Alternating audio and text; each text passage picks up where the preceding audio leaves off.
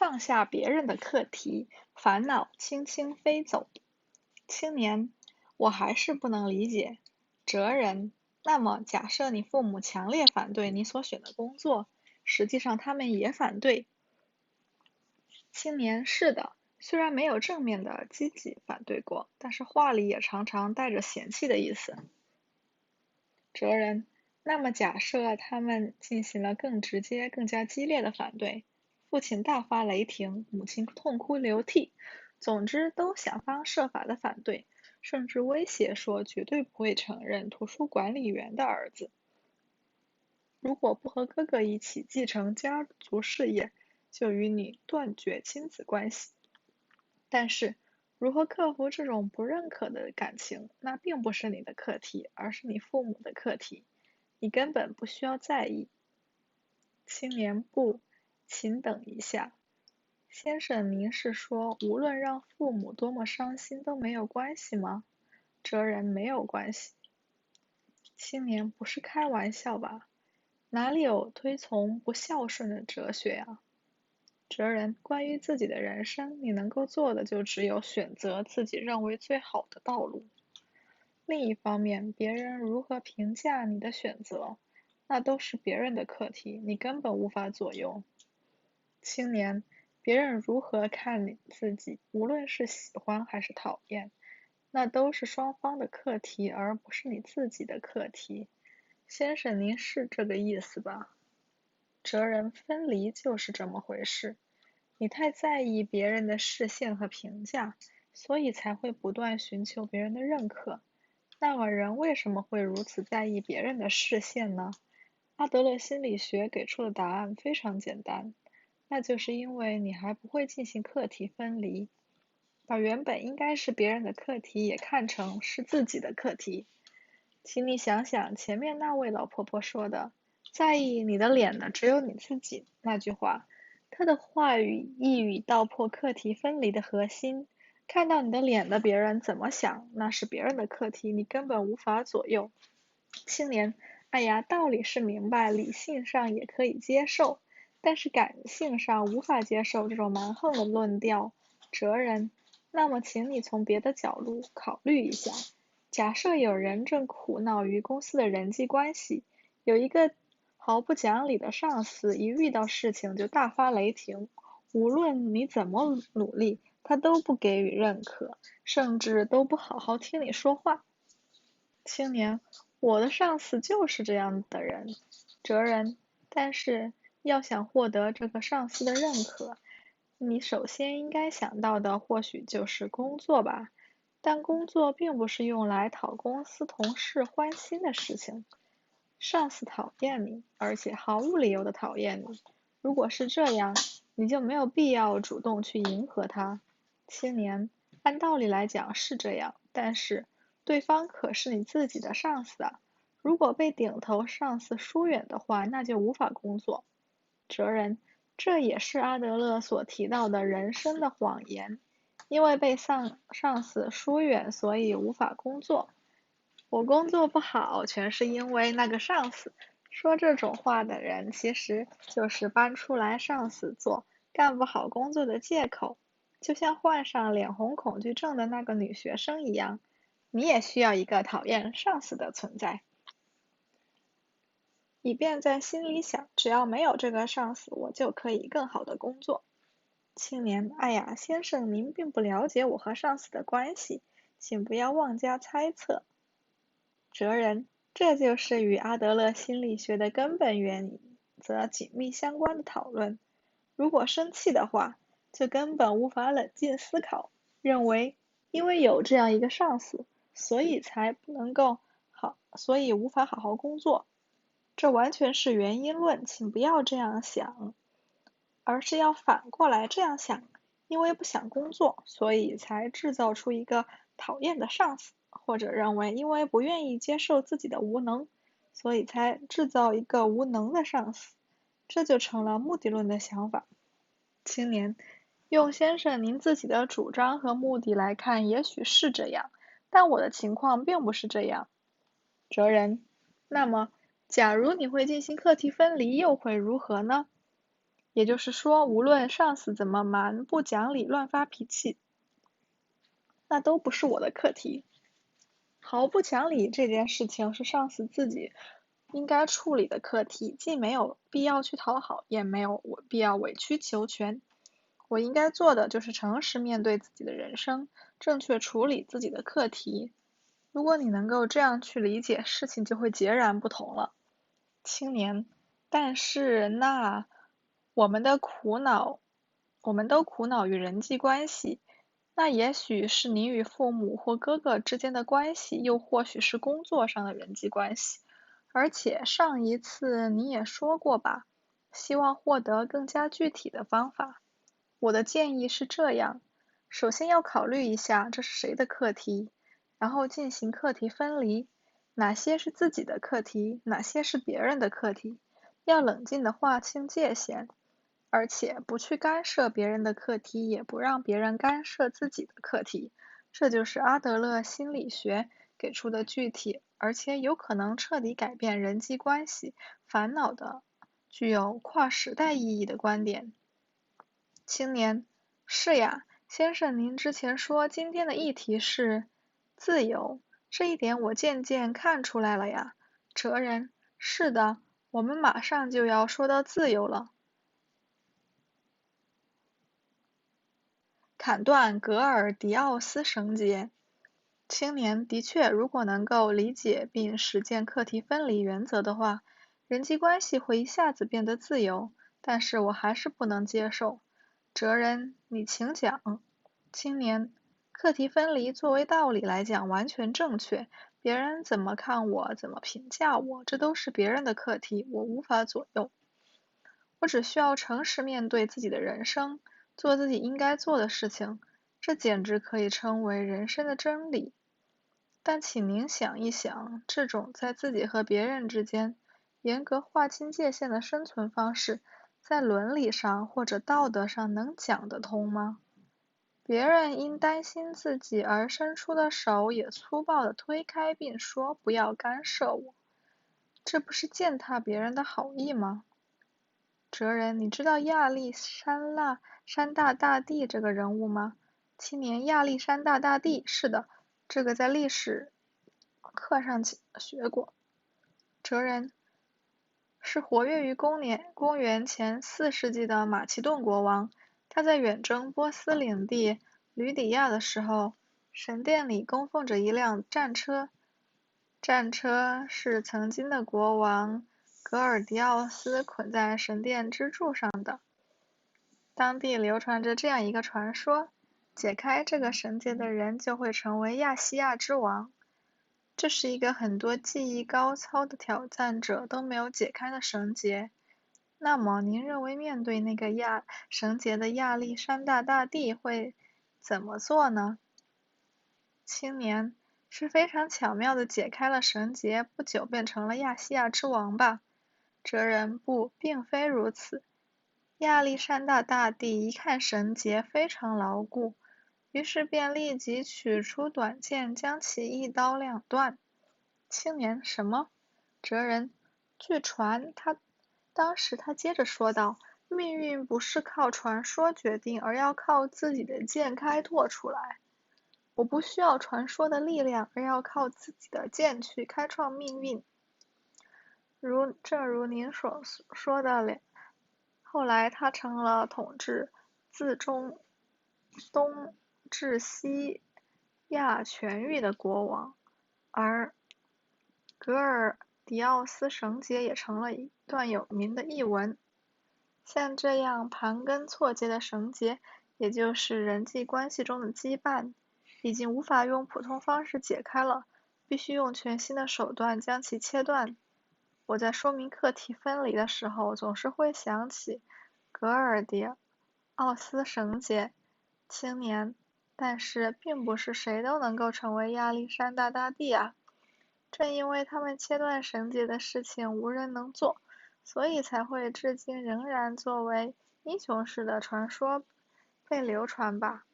课题分离也是一样，即使明白挥剑斩断即可，但是做不到。因为如果完成了课题分离，那最终连人与人之间的联系也会被切断，这样一来人就会陷入孤立。先生，您所说的课题分离完全无视人的感情，又如何能够靠它来构筑良好的人际关系呢？哲人可以构筑，课题分离并不是人际关系的最终目标，而是入口。青年入口，哲人，例如读书的时候，如果离得太近，就会什么都看不见。同样，要想构筑良好的人际关系，也需要保持一定的距离。如果距离太近，贴在一起，那就无法与对方正面对话。虽然如此，但距离也不可以太远。父母如果一味训斥孩子，心就会疏远。如果这样的话，孩子甚至都不愿意与父母商量，父母也不能够提供适当的援助，伸伸手即可触及，但又不踏入对方的领域，保持这种适度距离非常重要。青年，即使亲子关系也要保持距离吗？哲人，当然。您刚才说课题分离是肆意践踏对方好意，这其实是一种受回报思想约束的想法。也就是说，如果对方为自己做了什么，即使那不是自己所期望的事情，自己也必须给予报答。这其实并不是不辜负好意，而仅仅是受回报思想的束缚。无论对方做什么，决定自己应该如何做的都应该是自己。青年，您是说我所说的羁绊的本质其实是回报思想？哲人，是的，如果人际关系中回报思想存在，那就会产生因为我为你做了这些，所以你就应该给予相应的回报这样的想法。当然，这是一种与课题分离相悖的思想，我们既不可以寻求回报，也不可以受其束缚。青年，哲人，但是有些情况下不进行课题分离，而是干涉别人的课题，会更加容易。例如，孩子总是系不上鞋带，对繁忙的母亲而言，直接帮孩子系上要比等着孩子自己系上更快。但是这种行为是一种干涉，是在剥夺孩子的课题，而且反复干涉的结果会使孩子什么也学不到，最终还会失去面对人生课题的勇气。阿德勒说，没有学会直面困难的孩子，最终会想要逃避一切困难。青年，但是这种想法也太枯燥了。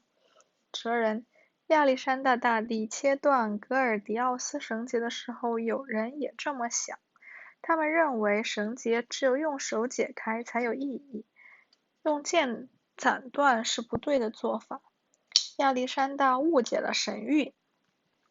阿德勒心理学中有反常识的方面，否定原因论，否定精神创伤，采取目的论，认为人的烦恼全都是关于人际关系的烦恼。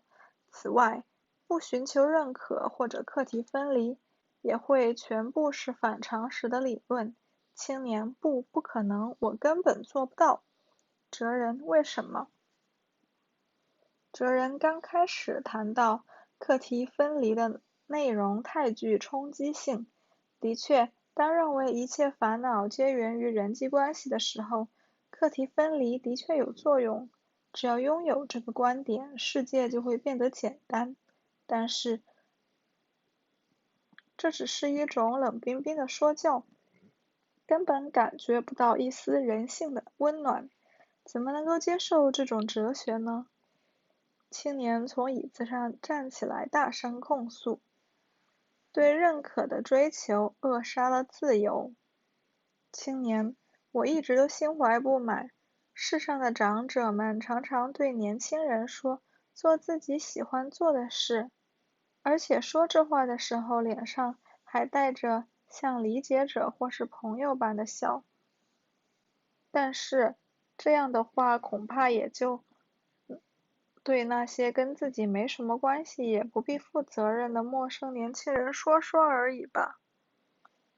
另一方面，父母或老师会给出一些要上那个学校，或者得到一份安定的工作之类的无趣指示。这其实并不是一种干涉，反而是一种负责任的表现。正因为关系亲近，才会认真的为对方的将来考虑，所以才会说不出做自己喜欢的事之类的不负责任的话。先生，你也一定会像理解者一样对我说，去做自己喜欢的事情吧。但是我并不相信别人的这种话，这就像是一种轻轻地拂去落在肩上的毛毛虫一样极其不负责任的话。假如有人将那只毛毛虫踩死了，先生一定会冷冷地说一句：“那不是我的课题”，便扬长而去。什么课题分离啊，太没有人性。哲人，呵呵呵，你有些不冷静啊。总而言之，你在某种程度上希望被干涉，或者希望他人来决定自己的道路吗？青年，也许是吧，是这么回事。别人对自己抱有怎样的期待，或者自己被别人寄予了什么样的希望，这并不难以判断。另一方面，按照自己生活的方式去生活却非常难。自己期望什么，想要成为什么，希望过怎样的人生，这些都是很难具体把握。如果认为人人都有明确的目标或梦想，那可就大错特错了。先生难道连这个都不明白吗？哲人，的确，按照别人的期待生活会比较轻松，因为那是把自己的人生托付给了别人。比如走在父母铺好的轨道上，尽管这里也会有各种不满，但是只要还在轨道上走着，就不会迷路。但是如果要决定自己的道路，那就可能会迷路，甚至也会面临着该如何生存这样的难题。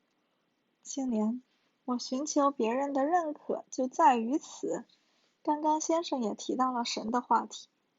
如果是人人都可以相信神的时代，神在看着，就有可能成为自律的规范。或许只要得到了神的认可，那就没有必要再去寻求别人的承认了。但是那样的时代早已结束了。如果是这样的话，那就只靠别人在看着来进行自律了，也就是以获得别人的认可为目标而认真生活。别人的看法就是自己的路标。哲人是选择别人的认可，还是选择得不到认可的自由之路？这是非常重要的问题，咱们一起来思考一下。在意别人的视线，看着别人的脸色生活，为了满足别人的期望而活着，这或许的确能成为一种人生路标，但是却是极其不自由的生活方式。那么为什么要选择这种不自由的生活方式呢？你用了认可欲求这个词，总而言之就是不想被任何人讨厌。青年，哪里有想故意惹人讨厌的人呢？哲人，是的，的确没有希望惹人讨厌的人，但是请你这样想，为了不被任何人讨厌，需要怎么做呢？答案只有一个，那就是常常看着别人的脸色，并发誓忠诚于任何人。如果周围有10个人，那么就发誓忠诚于10个人。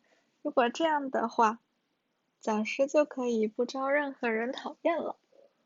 但是此时有一个大矛盾在等着你，因为一心不想招人讨厌，所以就发誓忠诚于全部10个人。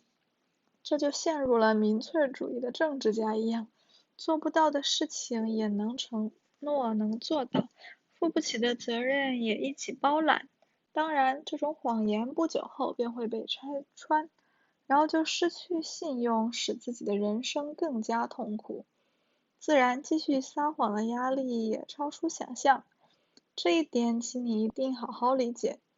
为了不满足别人的期望而活，以及把自己的人生托付给别人，这是一种对自己撒谎，也不断对周围人撒谎的生活方式。青年，那么您是说要以自我为中心任性的活着吗？哲人，分离课题并不是以自我为中心，相反，干涉别人的课题才是以自我为中心的想法。父母强迫孩子学习，甚至对其他人生规划或结婚对象指手画脚，这些都是以自我为中心的想法。青年，那么孩子可以不顾父母的意愿任性的生活吗？哲人，没有任何理由不可以过自己喜欢的人生。青年，哎呀，先生您可既是虚无主义者，又是无政府主义者，同时还是享乐主义者呀，真是让人既吃惊又觉得可笑。哲人，选择了不自由生活方式的大人看着自由生活当下的年轻人，就会批判其享乐主义。当然，这其实是为了让自己接受不自由生活而捏造的一种人生谎言。选择了真正的自由的大人就不会说这样的话，相反还会鼓励年轻人要勇于争取自由。青年，好吧，您最终还是说自由的问题吧，那么我们就赶快进入正题吧。刚才几次提到了自由，那么先生认为的自由究竟是什么呢？我们又如何获得自由呢？自由就是被别人讨厌。哲人，您刚才承认不想被任何人讨厌，并且说想要故意招人讨厌的人根本没有。青年，是的。哲人，我同意，也不希望被别人讨厌。没有人愿意故意招人厌，这可以说是一种非常敏锐的洞察。青年，是不便欲求。哲人，虽说如此，但是不管我们怎么努力，都会既有讨厌我的人，也会有讨厌你的人，这也是事实。当你被别人讨厌的时候，或者感觉可能要被人讨厌的时候，有什么感觉呢？青年，那当然是很痛苦啊，会非常自责并耿耿于怀的冥思苦想，为什么会招人讨厌，自己的言行哪里不对，以后该如何改进待人接物的方式等。哲人，不想被别人讨厌，这对人而言是非常自然的欲望和冲动。近代哲学巨人康德把这种欲望称作倾向性。青年，倾向性，哲人，是的，也就是本能性的欲望、冲动性的欲望。那么按照这种倾向性，也就是按照欲望或冲动去生活，像自然斜坡上滚下来的石头一样生活，是不是自由呢？绝对不是，这种生活只是欲望和冲动的奴隶。真正的自由是一把滚落下来的自己从下面向上推的态度。青年，从下面向上推，哲人，时快无力，一旦开始从斜坡上滚落，就会一直按照重力或者惯性等自然法则不停滚动。但是我们并不是石块，是有抵抗倾向性的存在，可以让滚落的自己停下来，并重新爬上斜坡。也许认可欲求是自然性的欲望，那么为了获得别人的认可，就要一直从斜坡上滚落下去吗？难道要像滚落的石头一样不断磨损自己，甚至失去形状变成浑圆吗？这样产生的球体能叫真正的自我吗？根本不可能。青年，您是说对抗本能和冲动便是自由？哲人，就像我前面反复提到的那样，阿德勒心理学认为一切烦恼皆源于人际关系，也就是说，我们都在追求从人际关系中解脱出来的自由。但是，一个人在宇宙中生存之类的事情根本不可能。想到这里，自然就能明白何为自由了吧？青年，是什么？哲人，也就是说，自由就是被别人讨厌。青年，什么？哲人，是你被某人讨厌。这就是你行使自由以及活得自由的证据，也就是你按照自我方式生活的表现。青年，哎呀，但是，哲人的确，招人讨厌是件痛苦的事情。如果可能的话，我们都想毫不讨人嫌地活着，想要尽力满足自己的认可欲求。但是八面玲珑讨好所有人的方式是一种极其不自由的生活方式，同时也是不可能实现的事情。如果想要行使自由，那就需要付出代价，而在人际关系中，自由的代价就是被人讨厌。青年，不对，绝对不对，这不是自由，这是一种教唆人为恶的恶魔思想。哲人，你一定认为自由就是从组织解脱出来吧？认为自由就是从家庭、学校、公司或者国家等团体中跳出来。但是，即使跳出来组织，也无法获得真正的自由。毫不在意别人的评价，不害怕被人讨厌，不追求被他人认可。如果不付出以上这些代价，那么就无法贯彻自己的生活方式，也就不能获得自由。青年，先生是对我说要去惹人厌吗？哲人，我是说不要害怕被人讨厌。青年，但是那，哲人，并不是说要去故意惹人讨厌或者去作恶，这一点请不要误解。青年，不，那我换个问题吧，人到底能不能承受自由之重呢？人有那么强大吗？能够自以为是的将错就错，即使使父母讨厌也无所谓吗？哲人，既不是自以为是，也不是将错就错，只是分离课题。即使有人不喜欢你，那也并不是你的课题，并且你应该喜欢我，或者我已经这么努力了，还不喜欢我也太奇怪了。之类的想法也是一种干涉对方课题的回报式思维。不畏惧被人讨厌，而是勇往直前；不随波逐流，而是激流勇进。这才是对人而言的自由。如果在我面前有被所有人喜欢的人生和有人讨厌自己的人生，这两个选择让我选的话，我一定会毫不犹豫地选择后者。比起别人如何看待自己，我更关心自己过得如何，也就是想要自由的生活。青年，先生现在讲的自由吗？哲人，是的，我很自由。青年，虽然不想被人讨厌，但即使被人讨厌也没有关系。哲人，是啊，不想被人讨厌，也许是我的课题，但是否讨厌我却是别人的课题。即使有人不喜欢我，我也不能去干涉。如果用刚才介绍过的那个谚语说的话，那就只是把马带到水边的努力。是否喝水是那个人的课题。青年，那么结论呢？哲人，获得幸福的勇气也包括被讨厌的勇气。一旦拥有了这种勇气，你的人际关系也会一下子变得轻松起来。人际关系王牌掌握在你自己手里。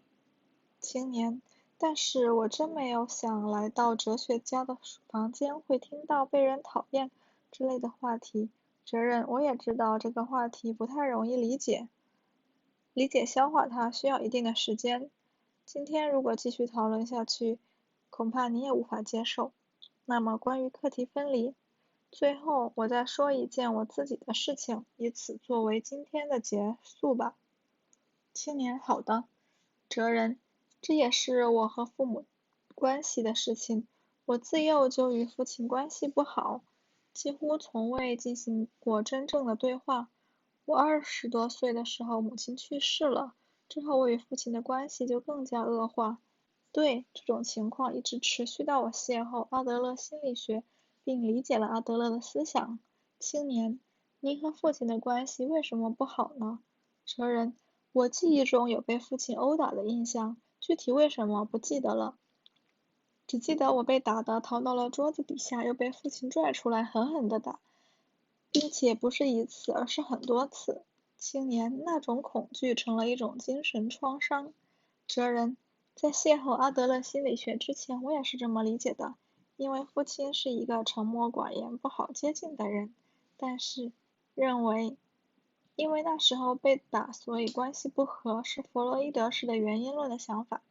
如果站在阿德勒的目的论的立场上，因果律的解释就会完全倒过来，也就是说，为了不想与父亲搞好关系，所以才搬出被打的记忆。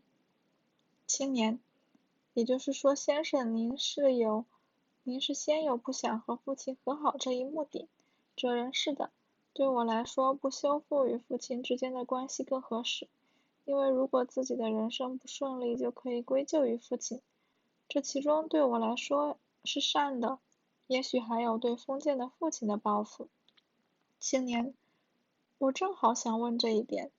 假如因果律发生了逆转，用先生的情况来讲，是可以自我剖析为，不是因为被打所以才与父亲不和，而是因为不想与父亲和好，所以才搬出被打的记忆。那具体会有什么变化呢？孩童时代被打的事实不会改变吧？哲人，这一点可以从人际关系之卡这个观点来进行考虑。只要是按照原因论认为，因为被打所以才与父亲不和，那么现在的我就只能束手无策了。但是如果认为因为不想与父亲和好，所以才搬出被打的记忆，那关系修复之卡就会握在自己的手中。因为只要我改变目的，事情就能解决。青年，真的能解决吗？哲人，当然。青年，能发自内心的那样认为吗？虽然作为道理能够明白，但感觉上还是无法接受。哲人，还是课题分离。的确，父亲和我的关系很复杂。事实上，父亲是非常固执的人，他的心不会轻易发生改变。不止如此，很可能就连对我动过手的事情都会忘记了。但是，当我下定修复关系之决心的时候，父亲拥有怎么样的生活方式，怎么看我，对我主动靠近他这件事持什么态度等等，这些与我都毫无关系了。即使对方根本不想修复关系也无所谓。问题是我有没有下定决心？人际关系之卡总是握在自己手中。青年，人际关系之卡总是掌握在自己手中。哲人，是的，很多人认为人际关系之卡由他人掌握着，正因为如此才非常在意那个人怎么看我，选择满足他人希望的生活方式。但是如果能够理解课题分离，就会发现，其实一切的卡都掌握在自己手中，这就是全新的发现。青年，那么实际上通过先生的改变，您父亲也发生变化了吗？哲人，我的变化不是为了改变父亲，那是一种想要操纵别人的错误想法。我改变了，发生变化的只有我，作为结果，对方会怎样我不知道，也无法左右。这也是课题分离。当然，随着我的变化，不是通过我的变化，对方也发生了变化。也许很多情况下，对方不得不改变，但那不是目的，而且也可能不会改变，不会发生。总之，把改变自己当成操纵他人的手段是一种极其错误的想法。青年既不可以去操纵他人，也不能操纵他人。哲人，提到人际关系，人们往往会想起两个人的关系，或者与很多人的关系，但事实上，首先是自己。如果被认可欲求所束缚，那么人际关系之卡就会永远掌握在他人手中。是把这张卡寄托于他人，还是由自己掌握？课题分离还有自由。关于这些，请你回去后好好整理一下。下一次我还在这里等你。青年，知道了，我会一个人好好考虑。哲人，那么，青年，最后我还想问您一个问题。哲人，什么？青年，您和您父亲的关系最终和好了吗？哲人，是的，当然，至少我是这么认为的。父亲晚年患了病，最后几年需要我和家人的照顾。有一天，父亲对像往常一样照顾他的我说谢谢。从不知道父亲的词典里还会有这个词的我非常震惊。同时也对之前的日子满怀感激。